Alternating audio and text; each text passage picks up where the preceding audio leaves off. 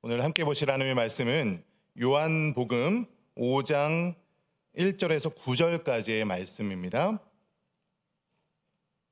요한복음 5장 1절에서 9절까지 말씀입니다. 신약성경 149페이지 전후에 있습니다. 요한복음 5장 1절부터 9절까지 한 절씩 교독하도록 하겠습니다. 제가 먼저 1절 봉독하겠습니다. 그 후에 유대인의 명절이 되어 예수께서 예루살렘에 올라가시니라.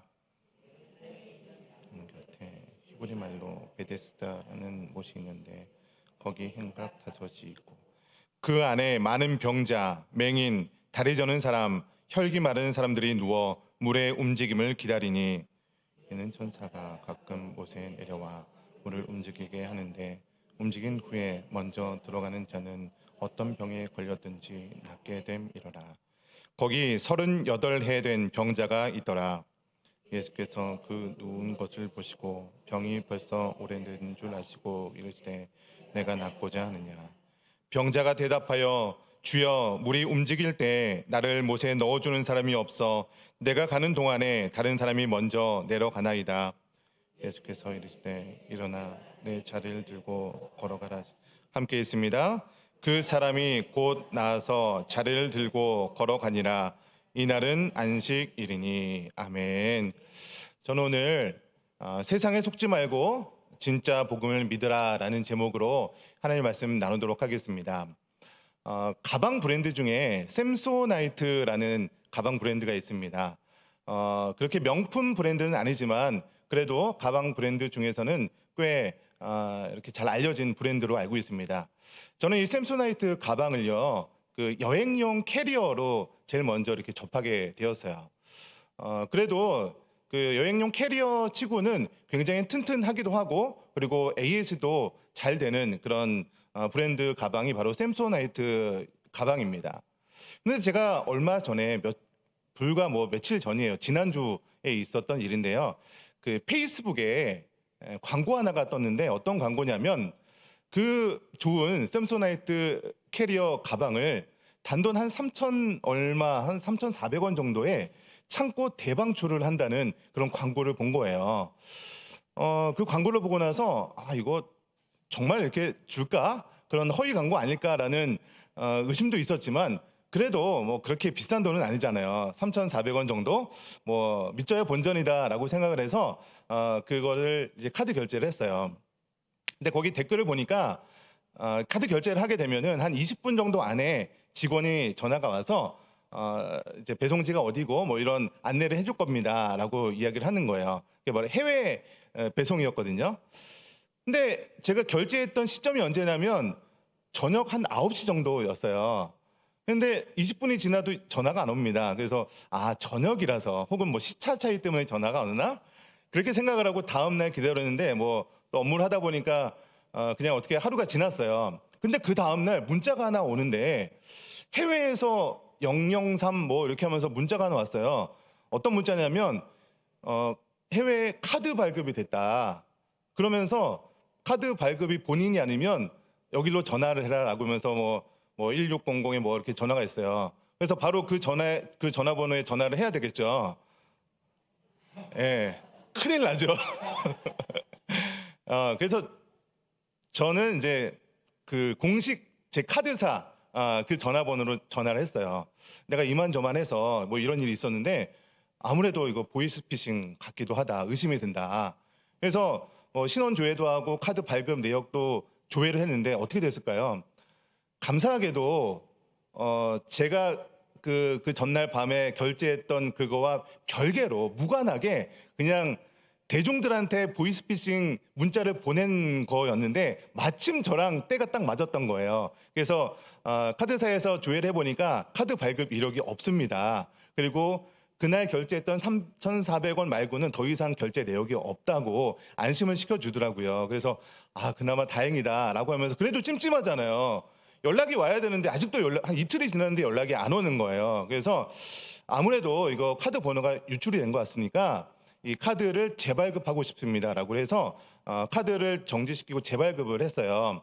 그리고 제가 해외 결제라고 했잖아요. 그래서 해외 결제도 차단 신청을 했습니다. 근데 그 재발급하는 방식이 두 가지가 있는데, 제가 카드를 재발급하면 한 5일 정도 걸리잖아요. 오는 동안. 그 오는 동안 제가 카드를 못 쓰니까 제가 가지고 있는 실물 카드를 결제하거나 혹은 제가 직접 소지하고 있는 스마트폰으로만 결제할 수 있게 되고, 제가 새로운 카드를 받게 되면 지금 갖고 있었던 카드는 다 이제 폐기가 되는 거고 새로운 카드를 쓸 수 있는 그런 방식으로 제가 재발급을 하게 되었어요. 그러면 안전한 거잖아요. 근데 이틀 후인가 토요일 날 저녁쯤에 갑자기 해외에서 뭐가 결제가 됐다고 딱 문자가 오는 거예요. 한국 돈으로 하면 7만 4천 원 정도였거든요. 바로 이제 카드사에 전화했죠. 아니 이거 나 카드 재발급 신청도 했고 해외 결제 차단 신청까지 했는데 왜 이런 문제가 있냐. 근데 직원이 얘기하기로 지금은 주말이기 때문에 정확한 상담이 어렵습니다. 막 화가 막 좀 나는 거예요. 그러다가 이제 다음 월요일 날 통화를 했는데, 어쨌든 이거는 알고 보니까 카드사 직원이 해외 결제 차단 신청을 제가 지금 갖고 있는 그 카드의 해외 결제 차단을 신청해야 되는데 새로 발급된 카드에 거기다 신청을 한 거예요. 말도 안 되는 그런 오류였기 때문에 이거는 직원의 실수였기 때문에 어떤 이의 신청을 해서 뭐 이렇게 차단 그 결제가 안 되도록 도와드리겠습니다라고 한 상태입니다. 예, 그런 상태예요. 지금 아직 좀 오래 걸린대요, 해외라서. 여러분, 그런데 제가 그나마 뭐 다 합쳐서 뭐 8만 원도 안 되는 돈이죠. 그래서 큰 돈은 손해 본 것이 아니라서 그나마 다행인데 제 자신한테 너무 화가 나는 거예요. 여러분 생각해 보세요. 샘소나이트 그 좋은 캐리어를 3,400원에 구입할 수 있다는 것 자체가 말이 안 되는 거잖아요. 근데 제가 순간 거기에 혹해가지고, 사실 제가 그 캐리어 지금 당장 필요한 것도 아니었거든요. 근데 페이스북 광고 그냥 어쩌다가 보다가 이거 3,400원? 캐리어? 샘소나이트? 이거 너무 싸다. 이거 무조건 구입해도 손해는 아니다. 언젠가 쓸 거다. 그런 마음으로 딱 결제를 했던 제 자신이 너무나도 내가 이런 거에 그렇게 당할 정도의 사람인가라는 그런 자괴감이 살짝 들더라고요. 여러분, 그런데 세상도요, 제가 이렇게 허위 과장 광고에 잠시 이렇게 속았지만 세상도 어떻게 보면요, 우리들에게 허황된 그런 과장 광고를 지금도 동일하게 하고 있다는 거예요. 여러분, 세상이 여러분에게 어떤 허위 과장 광고를 하고 있을까요? 돈이 많으면, 성공하면 행복할 수 있다라고 계속해서 여러분에게 광고하고 있지 않습니까? 여러분, 돈이 많으면 정말로 행복하기만 할까요? 허위 과장 광고잖아요. 물론 우리가 돈이 엄청 많이 있지 않아 봐서 정말 행복한지 그거는 살아봐야 알겠지만, 그래도 우리가 알고 있는 그런 여러 가지 정보를 통해서 알고 보면은 돈만 많이 있다고 해서 행복할 수 있다라고 하는 것은 허황된 광고일 수 있는 것이죠. 여러분, 우리가 그 돈을 쫓아서 살아가게 되면은 우리가 원하던 진정한 행복은 오지 않고 돈만 쫓아서 그저 바쁘게만 살아가고 있는 우리의 현실이 너무나도 많이 있지 않습니까? 저는 오늘 본문 말씀을 통해서 정말로 세상이 주는 거짓된 그런 가짜 복음에 속는 것이 아니라 하나님께서 주시는, 이 말씀이 주시는 진정한 복음에 정말로 그 복음을 믿어서 하나님께 놀랍게 쓰임받는 저와 여러분 되시기를 주님의 이름으로 간절히 축원드립니다. 여러분, 오늘 본문 말씀에서도요, 이렇게 세상이 주는 가짜 복음에 속아서 시간을 허비하고 있는 사람들이 등장을 하고 있습니다. 여러분, 오늘 본문의 배경은요, 예수님께서 유대인 명절날 이제 제사를 드리러, 예배를 드리러 예루살렘 성전에 올라왔던 배경 속에 있습니다. 그 예루살렘 성전에 보면요, 여러 개의 그런 입구, 이제 문이 있는데요. 오늘 본문에 나오는 문은 양문이라는 그런 문이 나옵니다. 여러분, 오늘 본문에 나오는 양문이 어떤 문일까요? 여러분 집에 있는 그 냉장고에 양문형 두 짝 문이 있는 그 양문을 얘기하는 것이 아니겠죠. 영어로 하면 sheep gate, 음매 그 양이 있죠.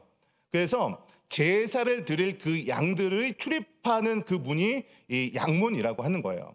근데 그 양문 근처에 베데스다라는 연못이 하나 있는 거예요.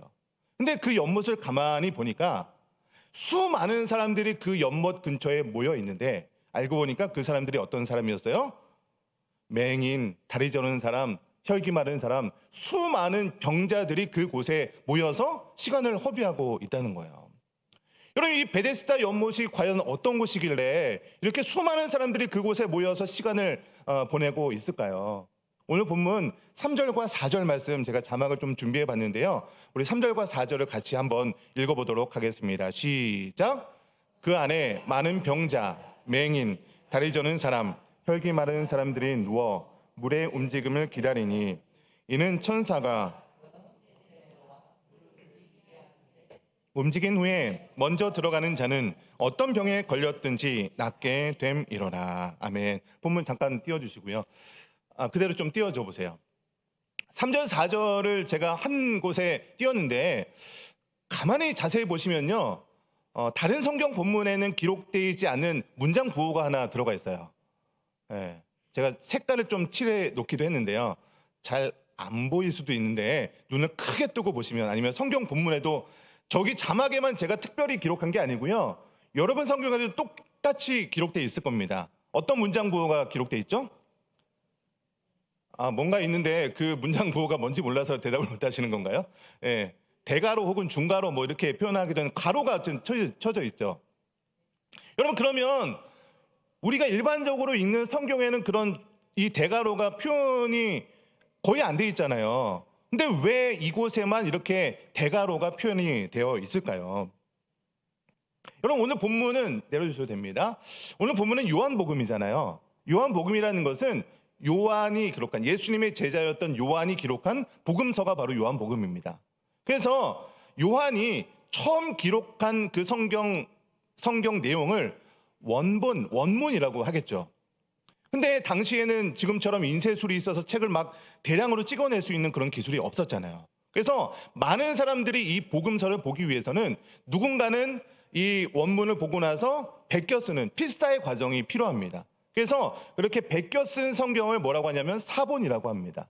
여러분, 얼마 전에 사해사본이 발견됐다, 그런 뉴스를 들은 적이 있으실 거예요. 굉장히 크게 뉴스가 됐었는데, 그렇게 성경 원문을 가지고 베껴 쓴 성경을 사본이라고 하거든요.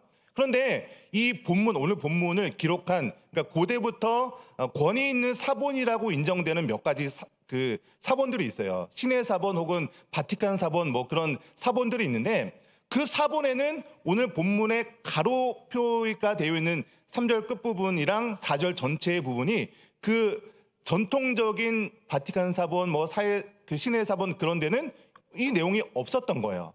근데 그 이후에 기록된 여러 가지 사본들을 보니까 이 가로 안에 있는 내용들이 표현이 되어 있는 거예요. 기록이 되어 있는 거예요. 그러니까 무슨 말이냐면, 원래 요한이 이 요한복음을 기록할 당시에는 이 가로 내용이 없었는데, 나중에 후대에 가서 그 당시의 상황들의 정황들을 이렇게 설명하기 위해서 이 내용들을 추가해서 기록한 거예요. 그러니까 이 내용이 뭐냐면, 일종의 논문 같은 거 쓸 때 책 보면은 각주라고 해서 이 내용은 원래는 이런 배경 속에 있습니다라고 설명하는 주석과 같은 내용이 바로 오늘 본문에 이 가로가 쳐져 있는 부분입니다. 여러분, 그런데 이 가로 안에 있는 내용이 어떤 내용이었어요? 잘 보시면은 이 베데스다라는 연못이 있는데 천사가 가끔 이 연못에 내려온다는 거죠. 근데 천사가 내려왔으니까, 영적인 존재니까 그래도 이 못에 내려오면은 이 물이 움직인다는 거예요. 근데 움직인 다음에 가장 먼저 들어가는 사람은 어떤 병에 걸리든지 그 병이 낫게 된다라는 소문이 있었다는 거예요. 이게 사실인지 진실인지는 몰라요. 그냥 그 당시의 사람들의 입에서 입으로 내려오는 뭐 전통 혹은 전설처럼 내려왔던 그 소문이기 때문에 가로를 표현했다는 거죠. 그럼 어떻게 보면 이거 과장 광고 아닙니까? 네, 샘소나이트 가방 3,400원에 주겠다, 과장 광고처럼 보일 수 있잖아요. 아니, 이 연못에 언제 이게 물이 동할지도 모르는데, 움직일지도 모르는데 그 연못에 가장 먼저 들어가면 병이 낫는다, 과장 광고잖아요. 아닙니까?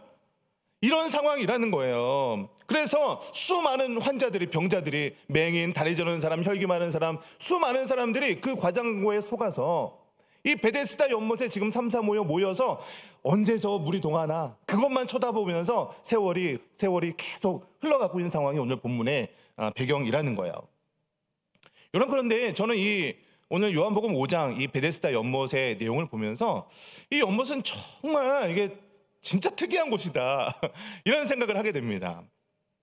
왜 그러냐면 지금 이 소문이 괄호 안에 있었던 그 내용들 있잖아요. 물이 동하면 가장 먼저 들어가는 사람이 어떤 병이든 병이 낫게 된다.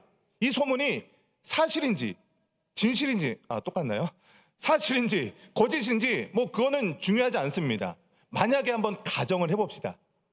거기서 내려오는 전설이 사실이라고 한번 우리끼리만 한번 가정을 해봅시다. 네.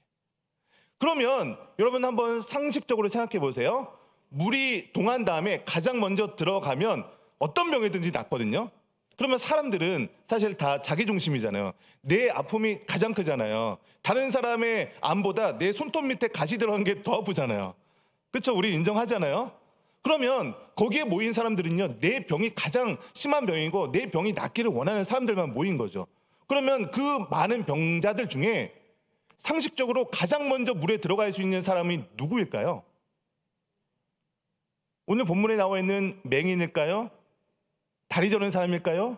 혈기 많은 사람일까요? 아니면 상대적으로 건강한 사람, 예를 들면 무좀이나 편두통이 있는 사람이 가장 먼저 들어갈 수 있는 확률이 높을까요? 누가 높아요? 다리 저는 사람이 막 다리 절면서 막 들어가는 게 빨라요? 아니면 바로 옆에 있다가 막 무좀 걸린 사람이 막 뛰어가는 게 더 빨라요? 당연하잖아요. 여러분, 그러니까 베데스다 이 연못의 이 전설이 사실이라 하더라도 너무나도 불리한 구조 속에 베데스다 연못이 주어져 있다는 거예요. 정말 중한 병이 치유받아야 되는 사람은 그 연못의 전설이 사실이라 하더라도 치유받을 수 없는 구조에 놓여 있는 상황이 오늘 본문의 베데스다 연못의 상황이고, 그런 소문의 그런 상황이 오늘 본문의 상황이라는 거예요. 여러분, 그럼에도 불구하고 수많은 사람들이 확률, 내가 거기서 빨리 들어갈 수 있는 확률이 떨어진다라는 것을 몰랐을까요? 알고 있었을 거예요. 그럼에도 불구하고 수많은 사람들이 이곳에 모일 수밖에 없었던 그 이유가 무엇이냐면, 내 병을, 내 문제를 치유하고 싶은 그 간절한 갈망이 그 많은 사람들을 이 베데스다 연못에 모이게 했다는 것입니다. 여러분, 이곳에 모인 사람들은요, 그저 어떤 전설이 있는데 천사가 오고 나면 물이 동한데 그 광경이 기가 막히대라고 하면서 그거 관람하려고 모인 관광객 아닙니다. 내가 죽을지도 모르는 그런 병에 걸려서 생사를 걸고 정말로 100분의 1의 확률, 1000만 분의 1의 확률일지라도 아무도 모르는 그 순간에 내가 우연인 행운을 받아서 천사가 아무도 모르는 사이에 나만 딱 알게 돼서 내가 딱 그 첫 번째 순서로 들어갈 수도 있는 그런 어떤 기대감을 가지고 나의 생사를 걸고 정말 수많은 그런 확률을 뚫고 내 병을 치유받기 원하는 그런 마음으로 모인 사람들이 여기 모여 있었다는 것입니다. 거짓 광고죠. 허황된 광고죠. 여러분, 그런데 세상이요, 저와 여러분에게도 동일한 허황된 광고, 세상의 거짓 복음을 우리들에게 계속해서 광고하고 있는 거예요. 여러분, 이 모습이 얼마나 우리의 모습과 닮아 있습니까? 세상은 어떻게 얘기합니까? 돈을 많이 벌면 유튜브 대박만 나면 100만 유튜브 이것만 되면 돈이 수억 들어온대. 예. 좋은 대학에 가면 뭐가 된대. 어디 직장만 들어가면 뭐 될 것처럼 얘기하죠. 연예인들 요즘에 돈 많이 버니까 연예인 이렇게 되려고 하는 지망생들이 굉장히 많아요. 요즘에 초등학생들이 가장 선호하는 직업 1위 뭔지 아시죠? 유튜버 혹은 건물주 이런 것들이잖아요. 그러니까 그런 거 하면은 행복할 것이다라는 그런 어떤 희망을 가지고 있는 거죠. 거짓 복음이죠. 허황된 광고죠. 혹은 젊은이들이 한동안 몇 년 전부터 집 사고 영끌했다고 그러고 코인이다 주식이다 요즘도 하고 있는지 모르겠지만 그렇게 돈을 어떻게 해서든지 많이 벌기 위해서 노력을 하고 있죠. 근데 제 주변에서는 정말로 그렇게 돈 벌었다는 사람 없고요. 누구의 친구의 아버지의 삼촌이 돈을 벌었대더라. 그런 소문만 들어오고 있는 거죠. 여러분, 이렇게 세상은요, 계속해서 우리들에게 이거를 하면, 돈을 많이 벌면, 뭐를 하면 성공할 거야, 행복할 거야 라고 하면서 계속해서 그러한 복음을 우리에게 전해주고 있는 것이죠. 이런 배경 속에서 예수님께서는요, 유독 한 사람에게 집중하는 모습을 보게 됩니다. 수많은 병자들이 있는데 그 많은 병자들 중에서 오늘 본문에 38년 된 병자에게 예수님께서 찾아가서 이야기를 하고 있는 거예요. 이 병자가 누구인지, 어떤 병에 걸린 사람인지, 얼마나 오랫동안 이 베데스다 연못에 있었는지는 뭐 정보가 없기 때문에 알 수는 없습니다. 그러나 이 38년 동안 병자가 된 사람이다라는 정보만 가지고서라도 이 사람이 정말 오랫동안 이 병 때문에 자기의 능력으로는 자신의 병을 해결할 수 없는 사람이구나 라는 것을 추측할 수 있을 것 같아요. 바로 저와 여러분의 모습과 같은 거죠. 내 능력과 내 힘으로는 이 세상에서 어떻게 뭐 한번 심 한번 써볼 수 없는 그런 환경에 놓여 있는 저와 여러분의 그런 모습과도 비슷한 상황이 이 38년 된 병자의 모습이라는 겁니다. 근데 예수님께서 이 38년 된 병자에게 이렇게 묻는 거죠. 내가 낫고자 하느냐? 내가 낫고자 하느냐? 예수님께서 직접 이 38년 된 병자에게 질문하는 거예요. 근데 이 38년 된 병자가 뭐라고 대답합니까? 오늘 성경을 보니까 내가 물이 동한 다음에 가장 먼저 들어가야 되는데 나를 그곳까지 이동해 주는 사람이 없어서 내가 이동하는 중간에 다른 사람이 먼저 그곳에 들어가고 있습니다. 여러분, 예수님이 누굽니까? 하나님의 아들이잖아요. 전지전능하신 하나님의 아들이, 진짜 복음이신 하나님의 아들인 예수님께서 내가 낫고자 하느냐라고 물어본다는 것은 어떤 의미가 있는 거예요. 예수님께서 내 병을 치유해 주시겠다라는 그런 의미를 내포하고 지금 질문하는 것 아니겠습니까? 여러분, 그런데 38년 된 병자가 대답하는 그 내용이 무엇이에요? 세상의 가짜 복음을 이야기하죠. 내가 물이 동한 다음에 가장 먼저 들어가야 되는데 나를 옮겨주는 사람이 없어서 다른 사람이 먼저 들어가서 나 그거 못하고 있어요. 진짜 복음이신 예수님께서 내가 낫고자 하느냐라고 물어보는데, 가짜 복음, 내가 생각했던 이 성공의 방식, 이걸로 내가 문제 해결해야 되는데 이것 좀 도와줄 사람이 없어서 그렇습니다. 가짜 복음을 계속해서 주장하고 있다는 것이죠. 여러분, 이 모습이 얼마나 아이러니한 상황입니까? 얼마나 답답한 상황입니까? 우리는 여러분 성경을 그냥 이렇게 객관적인 시각으로 보니까 아우, 이 바보, 이 38년 된 병자, 아우, 이렇게 생각할 수 있겠지만 그 병자 입장에서는요, 그것이 진짜 복음이라고 생각했던 오랜 기간 동안 그것만 바라보고 믿고 있었던 사람이었다니까요. 이것이 성공의 방식이다라고 믿었는데, 진짜 복음이신 예수님께서 오셔서 내가 낫고냐 하느냐라는 질문에도 정확한 대답을 하지 못하고 있는 상황이 38년 된 병자의 모습이고, 혹은 그 모습이 저와 여러분의 모습일 수도 있다는 것입니다. 나 나름대로 성공할 방식들을 다 정해놨어요. 내가 행복할 그런 조건들을 나 나름대로 다 정해놨어요. 하나님, 나 이렇게 돼야 성공할 것 같아요. 이렇게 행복할 것 같아요. 나 요번에 우리 고3 우리 차장팀 중에서도 뭐 이렇게 수험생들도 있는데, 하나님, 나 요번에 어떤 대학 들어가야 나 행복할 것 같아요. 나 어떤 기업에 취업을 해야 나 행복할 것 같아요. 요번에 어떤 자격증 시험 보는데 요거 꼭 합격해야 나 행복할 것 같아요. 나 성공합니다. 하나님, 이것 좀 도와주세요. 하나님, 나 이 병에 걸려 있는데 나 이것 때문에 너무 힘듭니다. 나 이 병 치유해 주셔야 나 이 세상 잘 살 수 있습니다. 하나님, 나 이번에 이 사업 정말 힘든데 이번만 좀 잘 넘겨지게 해주세요. 여러분, 우리 나름대로의 성공의 그런 기준들, 행복의 기준들을 정해놓고 그것을 이루기 위해서 기도하고 있는 모습, 이 38년 된 병자가 예수님께서 낫고자 하느냐라고 물어봤을 때, 아닙니다. 나 물이 동한 다음에 먼저 들어가게 해주는데 나를 좀 옮겨줄 사람이 필요합니다. 이렇게 자신의 방식을 요구하고 있는 것과 우리의 기도의 방식이 유사하지는 않냐는 말입니다. 여러분, 우리는요, 원하는 행복의 조건들이 있다는 거예요. 나 나름대로 행복의 조건이 있고요. 일단 그것만 믿고 나아가면 행복할 것이라고 생각합니다. 마치 베데스다 연못에 수많은 사람들과 동일한 방식으로 우리가 신앙생활을 하고 있을 때가 많다는 거예요. 내가 열심히 봉사하고 헌신하고 헌금을 많이 내면 하나님께서 이것을 내 방식대로 이루어 주겠지라고 착각을 하면서 신앙생활을 하고 있는 사람들도 있다는 겁니다. 물론 우리 천산중앙교회 오늘 나오신 여러분들은 한 분도 그런 분이 없는 줄 알고 제가 이렇게 말씀을 드리는 거예요. 근데 저기 어떤 교회 가니까, 저기 어떤 교회 가보니까 그런 분들이 수북하게 있다는 거예요. 우리 교회는 한 분도 그런 분 없습니다. 제가 보니까 훌륭하신 분들, 정말로 이렇게 금요교회에 나와서 하나님만 바라보며 이렇게 기도하시고 찬송하시고 말씀 붙들고 사시는 분들인데, 그런 분들도 있대더라고요. 제가 소문으로 들었어요. 여러분, 우리가 내가 만들어 오는 행복의 조건을 위해서 우리가 기도하고 신앙생활 한다면 그것이 38년 된 병자가 했던 얘기와 뭐가 다르겠냐는 말입니다. 우리가 성경을 볼 때는 이 38년 된 병자의 모습이 밀어내 보이지만 사실은 그 모습이 우리들의 모습 가운데도 있을 수 있다는 것입니다. 여러분, 그러나 예수님께서는요, 수많은 병자들이 믿고 있었던 그런 가짜 복음, 물이 동한 다음에 제일 먼저 들어간 사람이 병을 낫게 된다라는 그 방식으로 이 38년 된 병자를 치유하는 것이 아니라 예수님께서는요, 하나님의 방법으로, 예수님의 방법으로 이 병자를 치유하는 모습을 보게 됩니다. 예수님께서 뭐라고 얘기하시면서 치유하십니까? 일어나 내 자리를 들고 걸어가라. 물이 동한 다음에 내가 빨리 넣어줄게.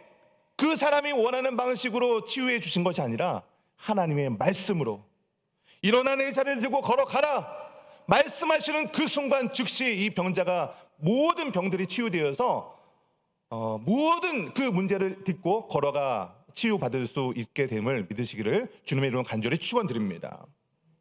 여러분, 이렇게 38년 된 병자가 치유받았어요. 그리고 시간이 어느 정도 지났습니다. 그러고 나서 오늘 읽었던 본문 조금 다음에 있었던 내용에 예수님께서 이 38년 된 병자와 마주치는 장면이 오늘 본문 요한복음 5장 14절에 기록이 되어 있는데요. 우리 자막을 준비했는데 한번 14절 말씀을 같이 한번 읽어보도록 하겠습니다. 시작. 그 후에 예수께서 성전에서 그 사람을 만나 이르시되 보라, 내가 나았으니 더 심한 것이 생기지 않게 다시는 죄를 범하지 말라 하시니.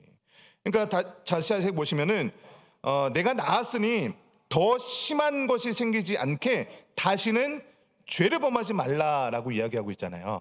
그러니까 이 구조로만 보면 어떻게 단순하게 생각할 수 있냐면 병의 원인이 죄였다라고 생각할 수도 있겠죠.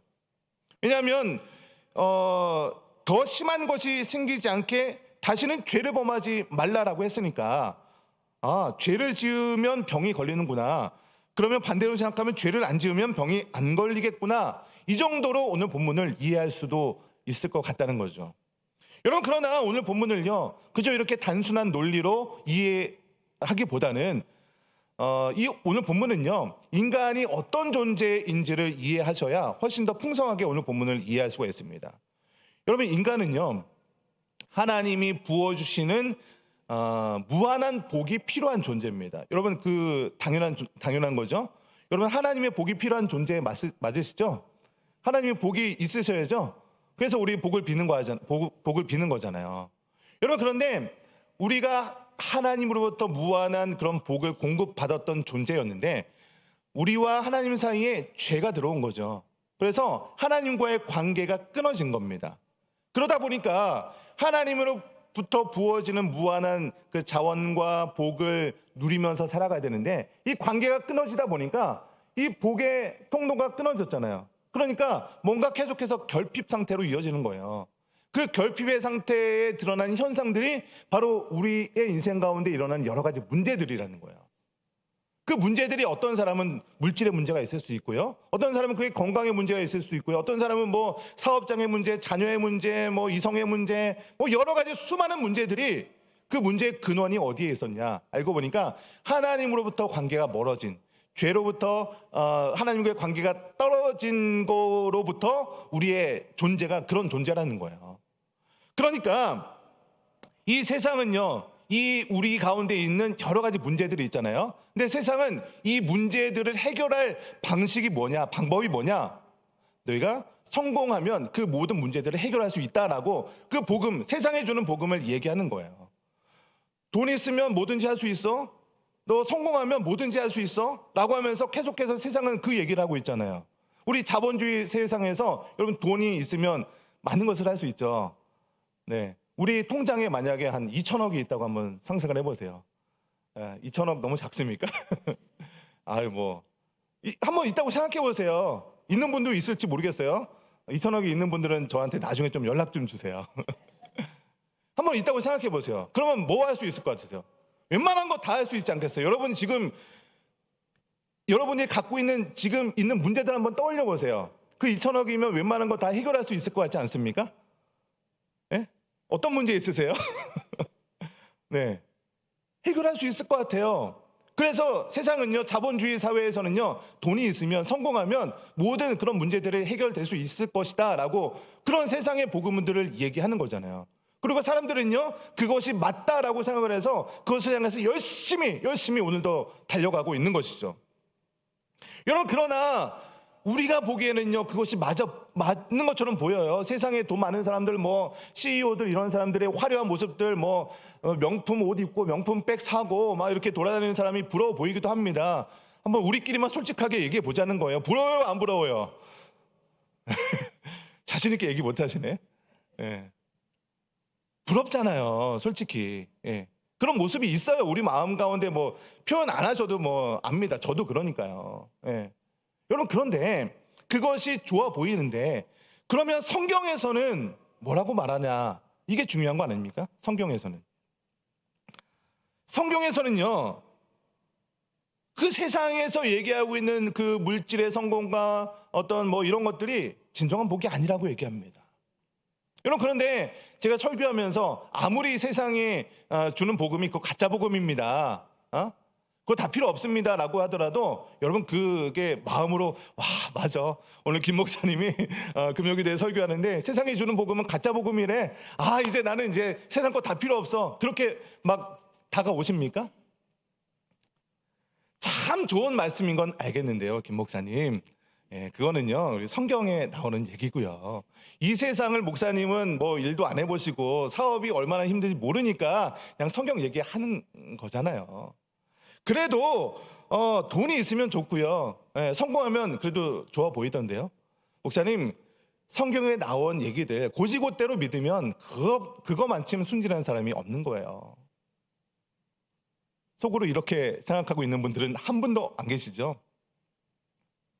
여러분, 그러나 성경 어디에서도 돈이 있어야 행복하고 성공해야 복된 삶이다라고 어디 성경에 그렇게 기록되어 있습니까?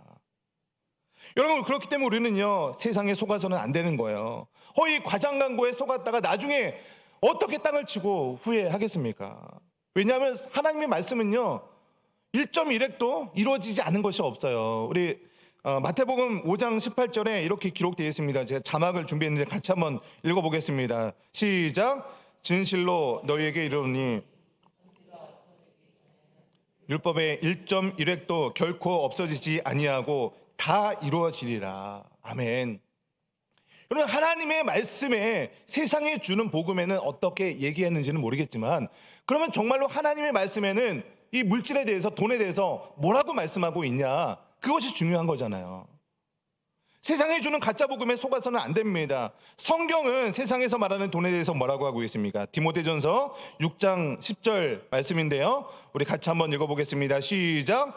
돈을 사랑함이 일만 악의 뿌리가 되나니 이것을 탐내는 자들은 미혹을 받아 믿음에서 떠나 많은 근심으로써 자기를 찔렀도다. 아멘.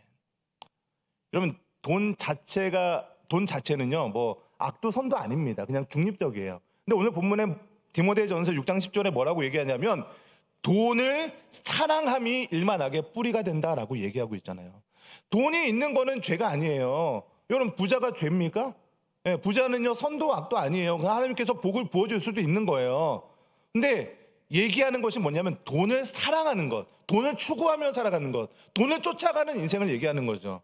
여러분, 성경을 보면요, 두 마음을 품는 자는 그것이 그 돈과 하나님을 겸히 섬길 수 없다라고 얘기하고 있잖아요. 그러니까 돈을 사랑하는 그 마음 자체가 우상숭배가 될 수 있는 것이고, 그런 인생을 살아가는 자는 하나님이 주시는 놀라운 복을 누릴 수 없다는 것을 이야기하고 있는 겁니다. 여러분, 잠언 30장 8절에는 이렇게 기록되어 있습니다. 우리 자막을 보시고 함께 읽겠습니다. 시작. 곧 헛된 것과 거짓말을 내게서 멀리 하옵시며 나를 가난하게도 마옵시고 부하게도 마옵시고 오직 필요한 양식으로 나를 먹이시옵소서. 여러분, 잠언은 누가 기록했어요? 솔로몬이 기록했잖아요. 여러분, 세상에 성공한 사람 중에 대표적인 성경 인물이 솔로몬 아니겠습니까? 당대의 이스라엘 왕 중에 가장 부한 왕이 솔로몬일 것입니다. 근데 솔로몬이 그렇게 많은 재물과 부와 명예와 많은 것을 누려봤더니 뭐라고 얘기합니까? 나를 가난하게도 마시고 부하게도 마옵소서. 단지 오직 필요한 양식으로 나를 먹여줄 정도만 있으면 나는 그것을 위해 기도하겠습니다라고 이야기하고 있는 것이 바로 성경의 이 물질에 대한 원칙이라는 거예요. 돈이 많으면 많을수록 행복할 수 있다는 것은요, 세상에 주는 거짓 복음이죠. 허황된 과장 광고입니다. 근데 저와 여러분의 모습 가운데 어떤 마음이 있습니까? 돈 좀 많아봤으면 좋겠다. 네? 아까 제가 2,000원 얘기했는데 좀 나도 한번 모르겠어. 내가 돈이 많으면 어떻게 될지 모르겠는데 한번 나도 좀 펑펑 써봤으면 좋겠다. 이런 마음이 있을 수 있잖아요. 여러분, 근데 한번 여러분에게 수많은 돈, 2,000억뿐만 아니라 몇천 조가 있다고 한번 생각해 보세요. 그냥 내가 어떤 말 한마디만 하면 세상을 진짜 호령할 수 있는 그런 권력이 나한테 주어졌다고 한번 생각을 해보세요. 그럼에도 불구하고 여러분이 타락하지 않을 자신이 있으십니까? 수많은 돈이 있어요. 더 이상 돈이면, 아까 얘기했잖아요. 돈이면 여러분들이 지금 생각하고 있었던, 고민하고 있었던 기도 제목들이 웬만한 것이 해결될 수 있는데, 돈이 그렇게 많은데 오늘 이 자리에 나와서 기도할 수 있는 분들이 얼마나 계시겠습니까? 물론 돈이 있으셔도 기도하셔야죠. 예. 여기에 나와 있는 분들은 수많은 수억이 통장에 있는 줄 믿으시기 바랍니다. 돈이 있어도 기도하셔야 되죠. 근데 이 자본주의라는 이 세상 속에 살아가면서 돈이 막 수없이 많은데도 정말로 하나님을 섬기면서 나는 그렇게 섬길 수 있겠다라고 자신할 수 있는 분이 얼마나 계시냐는 거예요. 저도 아직 그런 돈이 없어봐서 모르겠지만 나는 진짜 수억 수천조가 있어도 나는 타락하지 않을 자신이 있어 라고 하면은 모르겠습니다.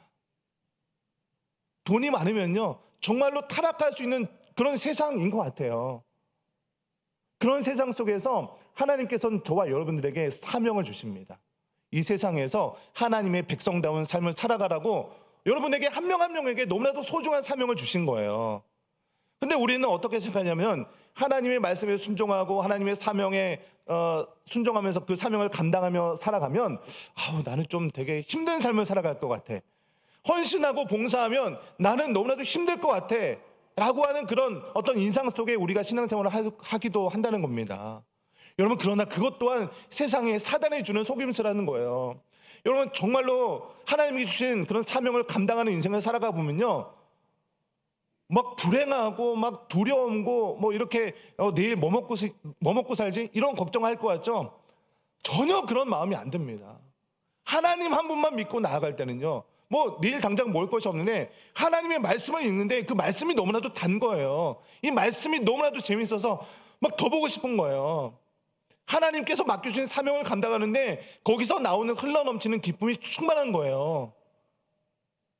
여러분, 저는요 여러분이 사는 인생 얼마나 더 사실지는 모르겠지만 100세, 100세, 200세 사시면 참 좋겠지만 남은 여생들이 다 있을 거예요. 하나님이 주신 그 수완이 있잖아요. 각자 맡겨진 수완이 있는데 그 남겨진 수완 동안에 정말 하나님께서 주시는 그 사명을 감당하면서 누리는 그 충만한 기쁨을 한번 경험해 봤으면 좋겠습니다. 그래서 세상이 주는 그 가짜 복음, 너 돈 많으면 성공할 거야, 돈 많으면 행복할 거야 라는 그 가짜 복음에 속아서 거기에 그냥 시간 다 뺏기고 거기에 모든 관심을 뺏겨서 정말로 하나님께서 주시는 그 사명을 감당하지 못하고 살아가다가 겨우 그냥 천국 가서 하나님 저 그냥 이렇게 살다 왔습니다. 이렇게 하나님 만나는 것이 아니라 하나님 저 이 세상 살아가면서 하나님께서 주신 사명 정말 능히 감당하면서 기쁨으로 하나님 주신 사명 감당하며 살아왔습니다. 이렇게 고백하는 저와 여러분 되시기를 주님의 이름으로 간절히 축원드립니다. 오늘 말씀을 생각하면서 같이 좀 기도했으면 좋겠습니다. 오늘 찬양할 때는요 우리 주는 완전합니다 라는 좀 찬양했으면 좋겠는데요, 찬양의 가사가 좀 이렇습니다. 주여 우린 연약합니다. 우린 오늘 힘겨워합니다. 주 뜻 이루며 살기에는 부족합니다. 우린 연약합니다.